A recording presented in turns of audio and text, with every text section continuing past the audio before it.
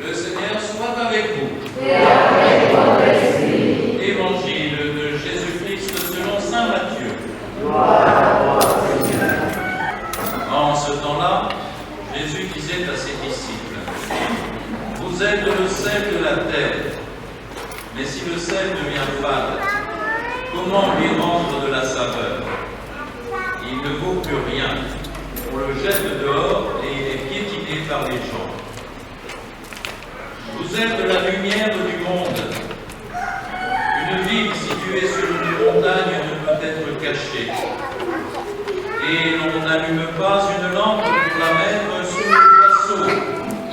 On la met sur le lampadaire et elle brille pour tous ceux qui sont dans la maison. De même, que votre lumière brille devant les hommes. Alors, voyant ce que vous faites de bien, ils rendront gloire à votre Père qui est aux cieux. Acclamons la parole de Dieu. Louange à toi, Seigneur Jésus.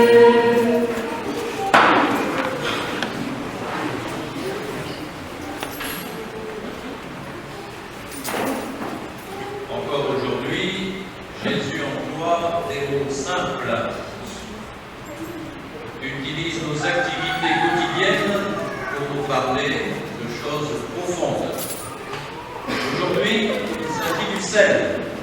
Le sel que l'on ajoute en quantité raisonnable dans la soupe pour la rendre savoureuse. Et aussi de l'indispensable en épatant pour voir clair dans la nuit.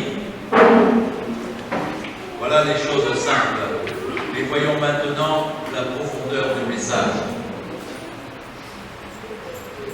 En demandant à ses disciples d'être lumière du monde et celle de la terre, Jésus montre d'abord la confiance qu'il a envers eux. Et cette confiance va jusqu'à leur donner une véritable mission. Ce qu'ils ont reçu, ils doivent le redonner aux autres. Les vérités qu'ils ont découvertes dans sa parole, la connaissance de Dieu, Père, et de l'Esprit Saint qui leur a été révélé, ils ne doivent pas les garder pour eux-mêmes. Il leur est demandé de les répandre généreusement autour d'eux. Que votre lumière brille devant les hommes, conclut Jésus. Cette parole, elle est pour nous aujourd'hui, pour chacune et chacun d'entre nous, pour notre communauté paroissiale, pour notre communauté de Notre-Dame de l'Annonciation, pour notre diocèse, pour l'Église universelle. Il faut bien comprendre cela. Le rayonnement chrétien de chacune de nos vies concourt au rayonnement de la communauté chrétienne à laquelle nous appartenons, ainsi qu'au rayonnement de l'Église entière. Si nous brillons par la charité, l'Église brille. Mais parfois, c'est le contraire qui se passe.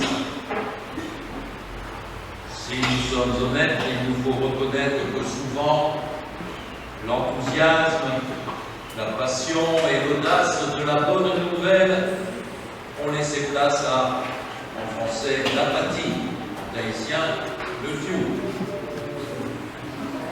au désenchantement, à la routine. Donc ce n'est pas une bagarre entre nous, par parole ou par geste. Alors il n'est pas étonnant, comme nous voyons vivre ainsi, si peu d'hommes soient poussés à rendre gloire à Dieu. Nos contre-témoignages nuisent à la crédibilité du message que l'Église cherche à transmettre. Nos vies plus ou moins médiocres et sans saveur font écran au visage du Christ. Visage du Christ qui devrait être perçu à travers notre propre visage. Aussi, il nous faut, pratiquement chaque jour, Demandez à l'Esprit Saint de nous aider à être lumière du monde et à le demeurer, à être chaque jour un sel qui ne perd pas de sa saveur. L'Esprit nous répond. L'Esprit nous répond dans les lectures de ce jour, comme chaque fois que nous approchons de la parole de Dieu. Revenons à ce que nous a dit saint Paul. Il l'a dit en tahitien, mais moi je vais le dire en français. L'apôtre prend soin de noter qu'il ne s'est pas présenté aux Corinthiens avec un grand apparat dans le luxe, et qu'il n'a pas cherché à utiliser le prestige du beau langage. Il a opté pour la simplicité, l'humilité et même la faiblesse. Les grandes et belles paroles ne lui auraient servi à rien. Nous avons à agir comme lui. N'est pas lumière du monde celui ou celle qui intervient en cherchant à épater son entourage. C'est la parole exprimée avec simplicité et modestie. C'est le travail exercé avec désintéressement et conscience professionnelle qui permettent le mieux d'éclairer le monde et de saler la terre. La première lecture, Isaïe, elle aussi est lumineuse. Elle est lumineuse quand elle nous invite à poser jour après jour des gestes simples, généreux et gratuits. Partage ton pain avec celui qui a faim. Recueille chez toi le malheureux sans abri. Ouvre celui que tu verras sans vêtements.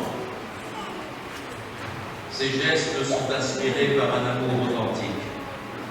Ils ne trompent pas. Celui ou celle qui les pose, ces gestes, non pas de temps à autre, mais fréquemment au long des jours, des mois, des années. Celui ou celle qui pose ces gestes simples, authentiques, est assurément vu et béni par Dieu. Si tu fais cela, conclut le texte d'Isaïe, ta lumière jaillira comme l'aurore. Et il ajoute, si tu donnes de bon cœur à celui qui a faim, si tu combles les désirs du malheureux, ta lumière se lèvera dans les ténèbres. Voilà bien décrite, bien expliquée la manière d'être celle de la terre, lumière du monde, et de le demeurer. Rien de compliqué, rien au-dessus de nos forces. Surtout, une fois que nous avons accueilli en nous l'Esprit du ressuscité, qui nous est communiqué chaque fois que nous célébrons l'Eucharistie. Amen. Amen.